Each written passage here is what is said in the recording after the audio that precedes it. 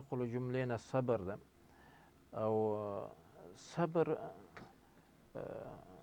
دغسې یو لباس ده، دغسې یو خلق ده او دغسې یو ښکلی صفت ده که چیرې یو شخص کې موجود اوسېږي دغه شخص به خامخا کامیاب اوسېږي او که چیرې شخص د صبر نه بې برخې شو دغه سړی به خامخا په دنیا او آخرت کې ناکامه کیږي.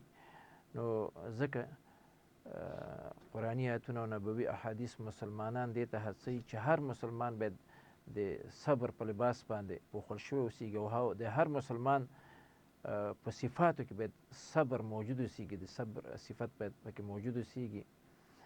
د صبر نه هدف همدغه ده چې هدف ته رسېدلو په خاطر باندې خامخا مشکلات سړي ته پیدا کیږي. نو دا به مشکلاتو تسلیمیږي نه بس هدف ته رسېدلو په خاطر به وړاندې روان اوسېږي خو مشکل چې ورته مخامخ کیږي بیا به د مشکل زغمي او د مشکل زغملو کې به د استقامت نه کار اخلي، د صبر نه کار اخلي. که چیرې موږ هدف ځان دپاره وټاکه او بیا هدف ته رسېدلو په خاطر باندې مشکلاتو په مقابل کې موږ صبر ونشو کولی بیا هدف ته نشو رسېدلی. خو که صبر هم کوو صبر نو بیا موږ کولی شو چې مثلا هدف ته ورسېږو.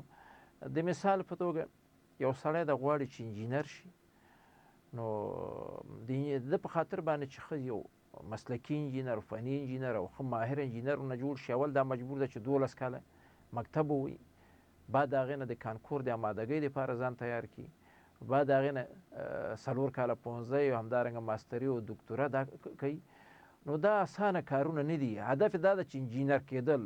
نو انجینرۍ دپاره د په خاطر باندې چې ماهر انجینر درنه جوړ شي تا دپاره هغه پړاوونه چې ما مخکې ورته اشاره وکړه د ده طی کول او د سرته رسول او د هغه تکمیلول بشپړول ضرور دي. نو دا پړاوونه سخت پړاوونه دي. که یو سړي کې د صبر ماده او د استقامت ماده او د حوصلې ماده اوسېږي نو دغه سړی بیا هدف ته رسېږي او پوخ و مسلکي انجینر چې هغه د کور و کلي د وطن او د خلکو په خیر باندې راشي دا ترېنه وتلی شي جوړېدلی شي. خو که چیرې دا وایي چې یاره دا 12 کاله مکتب بس وګوي بعد هغې نه لیسانس و ماستري دا شپه ورځ مطالعه او امتحانونه ووړی او ژمی زه فکر کوم دغه سړی بیا هدف ته نشي رسېدلی او دغه سړی به ناکامه سړی اوسېږي. نو ځکه الله تعالی په قرآن کریم کې او نبي علیه الصلاة والسلام په احادیثو کې مسلمانان ډېر زیات تاکید سره دې ته هڅوي چې هر مسلمان باید هغه د صبر مادې نه برخمن اوسېږي او هر مسلمان باید د صبر په لباس باندې پوښل شوی اوسېږي. الله تعالی په قرآن کریم کې فرمایي والله یحب الصابرین، الله تعالی صبر کوونکي خوښوي. که صبر ونشي مشکلات دې حد ته زیاتېږي سړی لیونی کېږي. د مثال په توګه دا د لیونیو په رابطه ما یو وخت داسې اورېدلي وو چې د ټولنې حساس ترین خلک دغه لیونیان دي. دوی چې د یو مشکل سره مخامخ شوي دا خبره ذهن کې ښکته او پورته کړې ده او بالاخره صحت یې خراب شوی ده، دغه حالت ته د صحت خرابوالی رسېدلی چې لیونی ترېنه جوړ شوی ده. نو انسان به خامخا په خپل ژوند کې مشکلاتو سره مخامخ کیږي.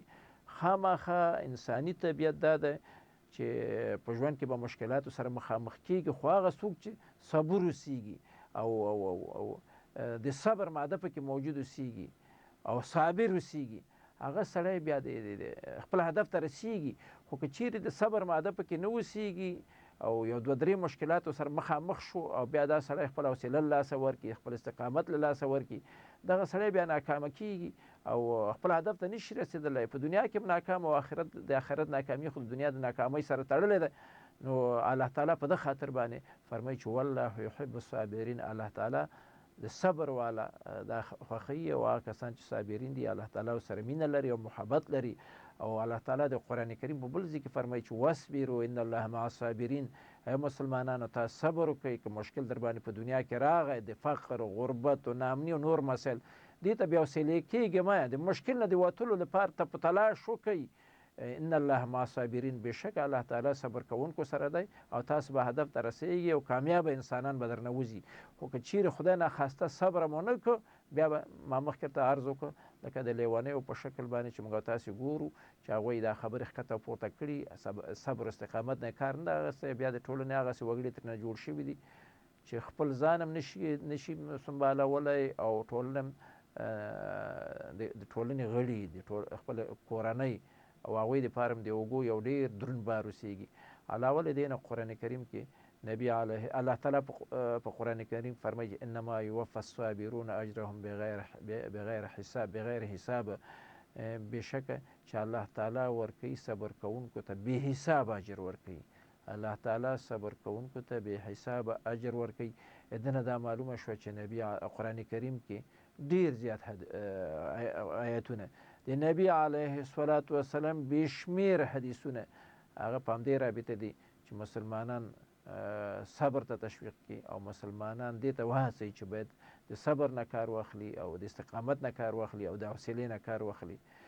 صبر بیا په مجموع کې علماو په دریو برخو باندې ویشلی دی. یو قسم صبر ته په اطاعت باندې صبر ویلی دی، بل قسم صبر ته په ګناه نه کولو باندې صبر ویلی دی، او دریم قسم صبر ته په د مصیبت په وخت کې صبر ویلی دی. اول په اطاعت باندې صبر په اطاعت باندې. اوس مسلمانانو باندې د علم زده کړه دا فرض ده. طلب العلم فریضة علی کل مسلم و مسلمة، پر مسلمان نارینه او پر مسلمان ښځینه باندې دا د علم زده کړه فرض ده. نو چې فرض ده نو دا خو یو د الله تعالی یو عبادت شو. نو د علم زده کړه دا خامخا تکلیف غواړي، مشقت غواړي، صبر غواړي، استقامت غواړي. نو د علم په زده کړه کې په اصطلاح صبر کول دا په اطاعت باندې صبر کول دی. نو یو قسم د صبر نوع د صبر قسم هغه په اطاعت باندې صبر کول دی چې کوم عبادات دي او کوم اطاعت دي هغې باندې باید مسلمان صبر وکړي او استقامت وکړي. الله تعالی په قرآن عظیم شان کې فرمایي فاعبده واستبر لعبادته. فاعبده د الله تعالی عبادت وکړه، واستبر لعبادته او د الله تعالی په عبادت باندې او د الله تعالی په عبادت کولو کې صبر وکړه. دنه دا معلومه شوه چې د صبر یو قسم د صبر یو نوع دا ده چې یو څوک د الله تعالی په عبادت کولو باندې صبر وکړي. او علاوه له دې نه تنها خو دغه مونځ و روژې موږ تاسو مصیبت دا دی زموږ تاسو د ټولنې چې موږ دغه دین مونځ و روژې و زکات و حج باندې منحصر کړی. او حال دا چې دین د ژوند مکمل نظام ده. د مثال په توګه نبی علیه الصلاة والسلام په یو حدیث شریف فرمایي والله فی عون العبد ما دام العبد فی عون اخیه.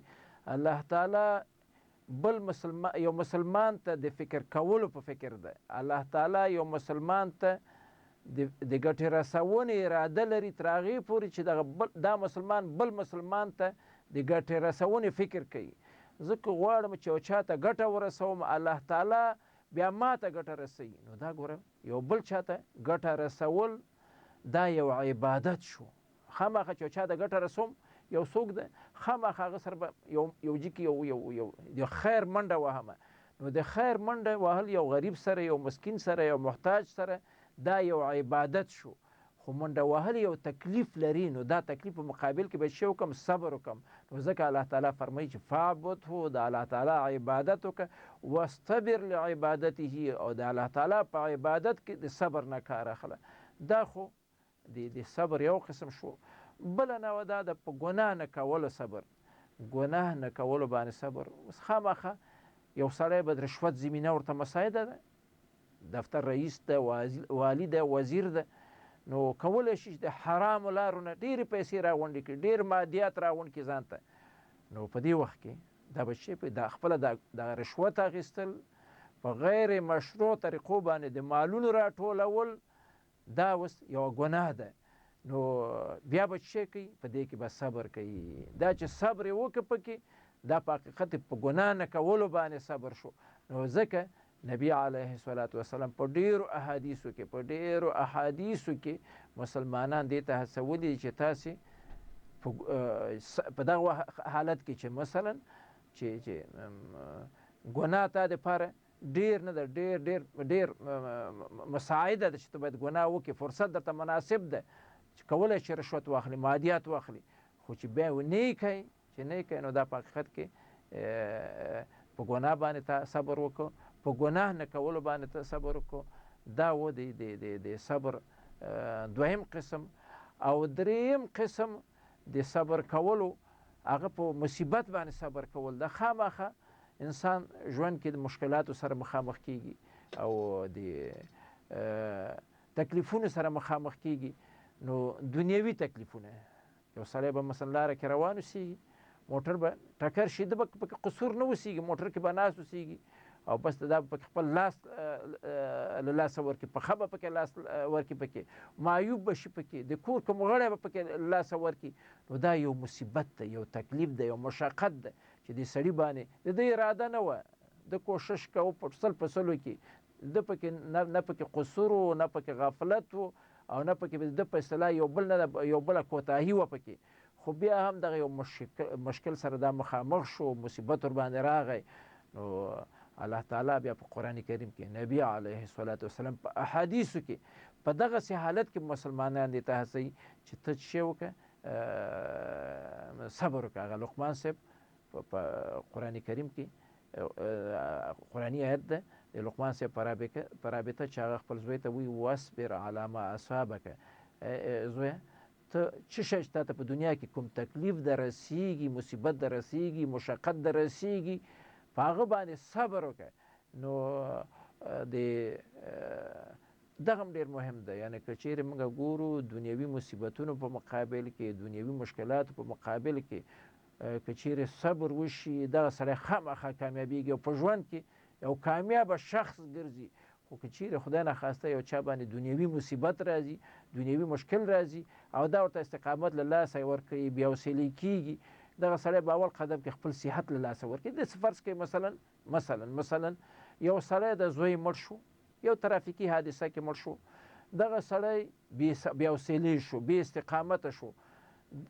یو دا ده چې خپل صحت به لاسه ورکړي، او بعد د هغې نه ده چې خپل صحت لاسه ورکړه، په کور کې نه ده، د کور کوم غړي چې دي دغه ټول نه دی دې نه متضرره کېږي، نه د نه په اصطلاح تاوان ده ته رسېږي چې یاره موږ دغه مثلا پلار یا د کور مشر ده ته دا تکلیف ورسېده، ده پکې حوصله ونه کړله، صبر پکې ونه کړ او بالاخره د صحت له لاسه ورکړ او دا پکې مریضه شو او بالاخره پکې مړ شو. نو تاوان یې ټول موږ ته ورسېد. نو ځکه قرآن کریم کې او نبی علیه الصلاة والسلام په احادیثو کې مسلمانان دې ته هڅوي چې تاسو د مصیبت په وخت کې ډېر زیات صبر وکړئ. الله تعالی په قرآن عظیم شان کې ما مخکې عرض وکړه چې د لقمان صاحب هغه د نصیحت یادونه کوي چې خپل زوی ته کوي چې واصبر علی ما اصابک، ای زویه تا ته چې کوم دنیا کې کوم تکلیف رسیږي هغه کې صبر وکړه، تاسې ته به کامیابه شي. علاوه دین تاسې د نبی علیه الصلاة والسلام او د صحابه کرامو ژوند وګورئ. د نبی علیه الصلاة والسلام او د صحابه کرامو ژوند ټول صبر و. تاسې وګورئ نبی علیه الصلاة والسلام الله تعالی دنیا کې په پیغمبرۍ باندې مبعوث کړ او بیا دا ورته وویل چې ته به دغه دین ټولې دنیا ته رسوي او ټوله دنیا به ته تشویقوي چې دا دین ته کې شامل شي او دین ومني او په خپله خوښه باندې ومني. دا یو ډېر دروند کار و. نبی علیه الصلاة والسلام مادیات نه درلوده. موږ تاسو دا معلومه ده چې نبی علیه الصلاة والسلام هغه د نبی علیه الصلاة والسلام د غربت په وجه به د خلکو پسونه سرول. یو سړی چې دومره غټه وظیفې باندې وګمارل شي او بیا مادیات هم ونه لري، بیا نبی علیه الصلاة والسلام نه خور درلوده، نه ورور درلوده، نه مور درلوده، نه پلار درلوده. سړی چې قارب هم دغسې حالت کې اوسېږي. او بیا د نبی علیه الصلاة والسلام نږدې خپلوان، د مثال په توګه ابولهب د نبی علیه الصلاة والسلام تره و. څه وخت به چې د حج په موسم کې نبی علیه الصلاة والسلام د لرې وطنونه خلک راغلي وو، نو نبی علیه الصلاة والسلام به ورته وویل چې زه پیغمبر یم او دغه دین ده او ما دغسې احکام راوړي، الهي وحی مې راوړې ده. نو ابولهب به ورته وویل چې دغه دروغجن ده، هذا کذاب، دا دروغجن ده او دا ساحر ده، دا لیونی ده. نو هغوی به رښتیا ټکه زه یې تره یم، پام کوئ د خبره مه اورئ، ما کښېنئ ورسره. دا هغه مشکلاتو چې نبی علیه الصلاة والسلام سره مخامخ و. خو نبی علیه الصلاة والسلام د دې صبر په مقابل کې، د مشکلاتو په مقابل کې، د استقامت په نتیجه کې، د حوصلې په نتیجه کې دغه دین چې موږ او تاسو ته تر اوسه پورې پاتې ده، دا د نبی علیه الصلاة والسلام د صبر برکت ده. الله تعالی د نبی علیه الصلاة والسلام صبر موږ دپاره یو وسیله واسطه وګرځوله.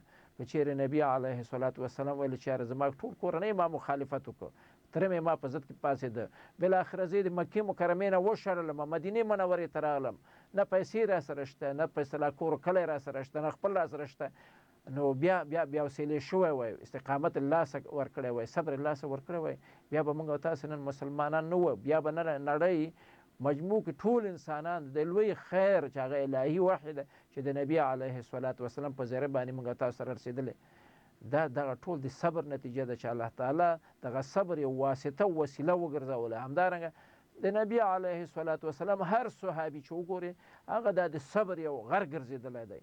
دغه دین چې موږ تاسو سره رسېدلی دی، موږ تاسو د افغانستان مشکلات تقریبا 40 کاله څه د پاسه 40 کال ته ورسېده، موږ د خپل مشکلات نشو حلولی، هېڅ مشکل هم نه لرو خپلو منځو کې.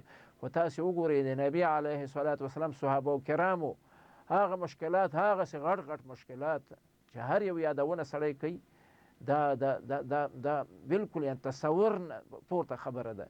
هغه مشکلات ټول ختم کړو، بالاخره دغه دین موږ او تاسو ته راورسېده. که چیرې د نبي علیه الصلاة والسلام صحابه کرامو د صبر نه کار نه وای اخیستی، بیا زه فکر کوم چې دا به ډېر زیات مشکله وه چې د ظاهري اسباب په وجه باندې د الله تعالی خو اراده وه چې دین ټولې دنیا ته ورسوي، خو وسیله یې څوک وګرځوه؟ نبي علیه الصلاة والسلام. وسیله یې څوک وګرځوه؟ صحابه کرام. نو بناء دنه دا معلومه شوه چې د کامیابۍ یوازینۍ لاره صبر کول دي. که سړی غواړي چې کامیاب شي هغه باید صبر وکړي. فقط یوه واقعه بل هم ذکر کوم د صبر چې دا ګرانو محصلینو ته یو نمونه شي، یوه ډیوه شي. نبی علیه الصلاة والسلام څه وخت چې پیغمبرۍ باندې مبعوث شو، د نبی علیه الصلاة والسلام دوه لورګانې، د نبی علیه الصلاة والسلام دوه لورګانې هغه د ابولهب دوه زامنو ته په نکاح باندې ورکړل شوي. ابولهب دوه زامنو ته په نکاح باندې ورکړل شوي، مخکې د پیغمبرۍ نه ورکړی وي. پیغمبر نبي رسول پیغمبرۍ باندې مبعوث نه و، دوه لورګانې اخیستې وي د ابولهب چې د نبي اسلام تر دوه زامنو ته په نکاح ورکړی وي، یو زوی ته یو لور، بل زوی ته بل لور. چې پیغمبرۍ باندې مبعوث شو فورا ډېر په بد وضعیت دوه لورګانې ورته طلاق یې کړې چې زه لاړ شه خپل پلار کره دې کښېنه. دا ګور یو ډېر مشکل ده. دا که هر سړی ځان باندې فرض کړي چې یاره ما ته داسې وظیفه وسپارله شوه او ما ته دوه لورګانې په کور کې، دغسې لورګانې چې هغه تیار کور یې جوړ و، واده شوي وي او بېرته طلاقېږي، کور ته راځي، د هغه چا ته معلومیږي چې هغه دغسې یو حالت سره مخامخ شي. نو هدف مو دا ده که چیرې موږ او تاسې غواړو چې دې ملک کې دغسې یو حالت را برابر کړو چې دغه ملک زموږ او تاسې د مادیاتو لحاظه او د معنویاتو لحاظه غوښتلی شي او پرمختللی شي، بیا یوازینۍ لاره دا ده چې موږ او تاسې دغه کومې ستونزې چې موږ او تاسو سره مخامخ هستو، که اقتصادي ستونزې دي او که سیاسي دي که اجتماعي دي، او چې دغه دپاره دغسې د صبر د مادې نه کار واخلو او بیا وسیلې نشو چې یاره د افغانستان مشکل نشي حلېدلی، افغانستان اقتصادي مشکل نشي حلېدلی، سیاسي مشکل نشي حلېدلی، په اصطلاح نور اجتماعي مشکل نشي حلېدلی، دغسې بیا وسیلې ورته نشو، استقامت ورته وکړو، د صبر نه پکې کار واخلو او په ټول په یوه لاس باندې د کور کلي د آبادۍ په خاطر باندې او د خپل د وطن د آبادۍ په خاطر باندې هم د مادیاتو په برخه کې هم د معنویاتو په برخه کې لاسونه ورکړو، بیا به انشاءالله زموږ او تاسو کور کلی آباده شي، وطن به مو آباده بشي او انشاءالله په ټوله نړۍ کې بیا انشاءالله سرخوی او سرفرازه اوسیږو. بل د ښو اخلاقو له جملې نه تواضع ده، او تواضع نه هدف هم دا ده چې مسلمان باید د نورو انسانانو نه ځان لوړ ونه ګڼي او عاجزي پکې موجود اوسیږي، خاکساري پکې موجود اوسیږي. او تواضع په حقیقت کې د کبر ضد ده. یو سړی چې متکبر اوسیږي هغه به د تواضع نه بې برخې، او یو سړی چې متواضع اوسیږي هغه به د تکبر نه بې برخې اوسیږي. خپله تواضع دا د ښو اخلاقو له جملې نه ده او کبر دا د بدو اخلاقو له جملې نه ده. نو قرآني آیتونه او نبوي احادیث مسلمانان دې ته هڅوي چې مسلمانان باید د تواضع نه برخمن اوسیږي او د تکبر نه ځان وساتي. الله تعالی په قرآن عظیم شان کې فرمایي ولا تصعر خدك للناس ولا تمشي في الارض مرحا ان الله لا يحب كل مختال فخور. دا الله تعالی په قرآن عظیم شان کې د لقمان صاحب نقل قول کوي. لقمان صاحب خپل زوی ته څه آداب ښیي، څه اخلاق ورته ښیي، نو ورته وایي چې ولا تصعر خدک للناس، خلکو نه مخ د تکبر په وجه باندې مه ګرځوه. ځینې کسان موږ تاسو کتلي متکبرین دي، یو چاته چې ګوري نو تکبر په وجه، لویۍ په وجه باندې ورته ګوري، نه مخ ترې نه ګرځوي. نو لقمان صاحب خپل زوی ته وایي چې ته خپل مخ د خلکو نه مه ګرځوه. ولا تمشي فی الارض مرحا، او ته په مځکه باندې چې ځې هم په ډېر په تکبر باندې او په غرور باندې او په افتخار و فخر باندې مه ځه. نو ان الله لا يحب، الله تعالی نه خوښوي کل مختال، هر متکبر فخور او هر فخر والا چې ځان باندې فخر کوي، افتخار کوي. نو دا د نه دا معلومه شوه چې مسلمان باید چې اوسېږي ځان عاجز وګڼي. کوشش وکړو چې لوی سړی رانه جوړ شي، خو د لویۍ نه د لوی صفت به ځان کې نه پیدا کړو چې ځان د نورو خلکو نه لوړ وګڼو. او که چیرې یو چا کې تکبر پیدا شي، بیا د انسانانو په منځ کې بې اندازې زیاتې دښمنۍ را پیدا کېږي. دغه موږ تاسو دغه کور کلي کې دا جنجالونه چې پیدا کېږي، دا یو علت هم دغه دا ده چې یو جانب ځان په اصطلاح لوړ ګڼي د بل جانب ورته په اصطلاح کم ښکاري. نو بنان یو د بل په مقابلې کې درېږي، بیا هغه جنجالونه پیدا کېږي چې موږ تاسو فعلا ورسره مخامخ هستو. نو یوه ګټه او یوه فلسفه او حکمت پکې همدا ده چې اسلام په دغه طریقه باندې د جنجالونو په ټولنه کې د انسانانو په منځ کې د جنجالونو مخه ونیسي. نو ځکه الله تعالی د لقمان صاحب نقل قول کوي چې خپل زوی ته دا هدایت کوي چې ته تکبر نه ځان وساته، ان تر دې اندازې پورې چې په لاره کې چې ځې هم د متکبرینو رفتار مه کوه او د هغوی په څېر باندې مه ځه. ډېر عاجز او ډېر آرامه او ډېر په اطمینان او ډېر په سکون باندې. نبی علیه الصلاة والسلام ته الله تعالی په قرآن کریم کې فرمایي واخفض جناحک لمن اتبعک من المؤمنین، ته خپلې اوږې دې ښکته کړه، مؤمنانو ته خپلې اوږې ښکته کړه. دې نه هدف دا ده چې ته تواضع ورته وکړې، یعنې ته په خپلو ملګرو باندې مسلمانانو باندې ته باید تکبر ونه کړې. بهترین د مخلوقاتو او بهترین د موجوداتو نبی علیه الصلاة والسلام ده، هغه نبی علیه الصلاة والسلام ته الله تعالی فرمایي چې ته پام کوه تکبر ونه کړې، مؤمنانو ته خپلې اوږې ښکته کړه، یعنې تواضع نه ورسره د تواضع چلند ورسره کوه، تواضع نه باید برخمن اوسېږي. او خپله دغه تواضع کول دا د مؤمنانو صفت ده، د پیغمبرانو صفت ده، او هر مسلمان باید تواضع نه برخمن اوسېږي. او تکبر دا د کفارو صفت ده، هغه کسان چې د اسلام په مقابل کې د حق په مقابل کې درېدلي وو. الله تعالی په قرآن عظیم شان کې د قارون و فرعون و د حامان یادونه کوي. وقارون و فرعون و حامان ولقد جاءهم موسى بالبينات فاستكبروا في الارض وما كانوا سابقين.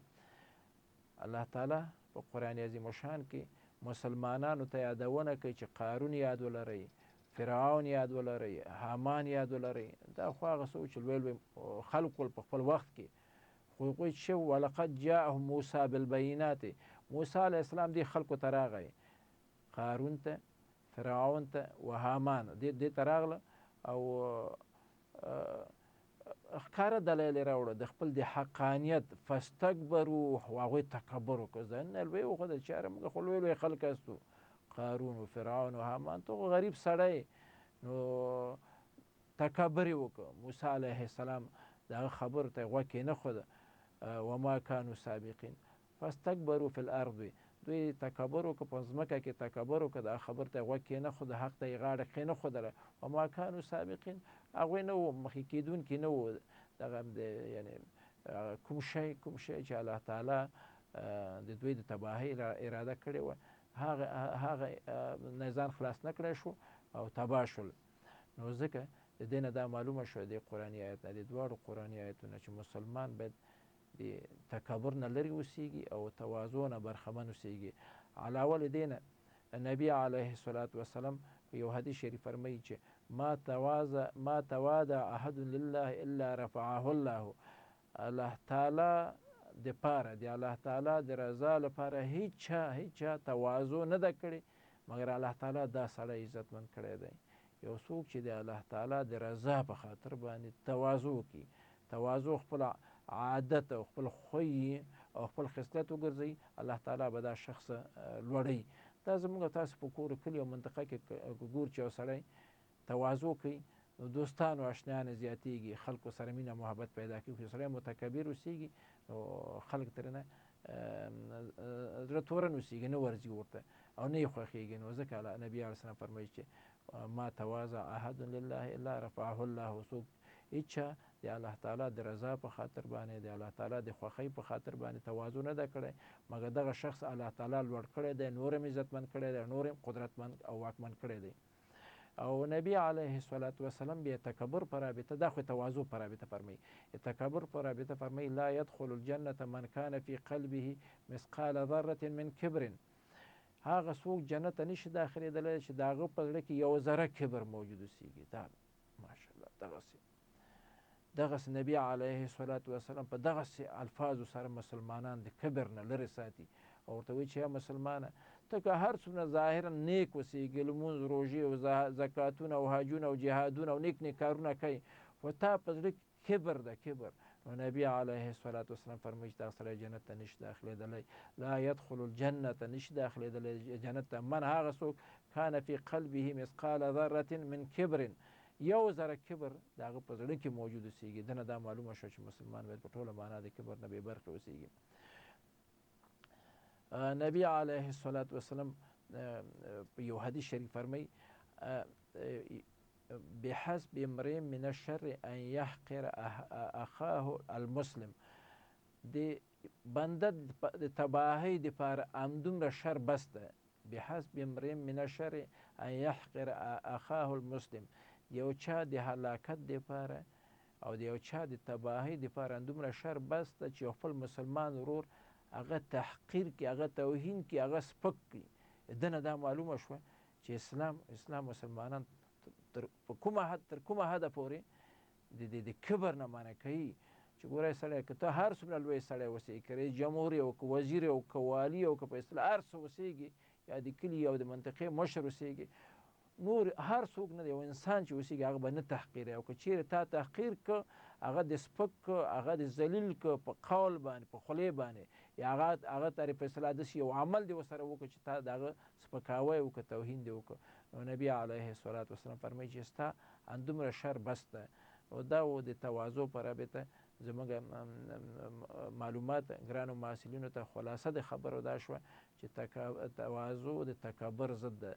تواضع دې ته وایي چې انسان نور انسانان ځان نه ټیټ ونه ګڼي، بلکې ځان د نور انسانانو نه ټیټ وګڼي، ځان ټیټ وګڼي او نور انسانان ځان نه لوړ وګڼي. تکبر بیا دې ته وایي چې ځان لوړ او نور انسانان ټیټ. نو بناء تواضع د ښو اخلاقو له جملې نه ده او تکبر د بدو اخلاقو له جملې نه ده. د دې قرآني آیتونو نبوي احادیثو په رڼا کې انشاءالله محصلین به د دې په رڼا کې هر محصل به کوشش کوي چې متواضع اوسېږي، تواضع نه برخمن اوسېږي او متکبر نه اوسېږي او تکبر نه ځان لرې وګڼي. والسلام علیکم ورحمة الله وبرکاته.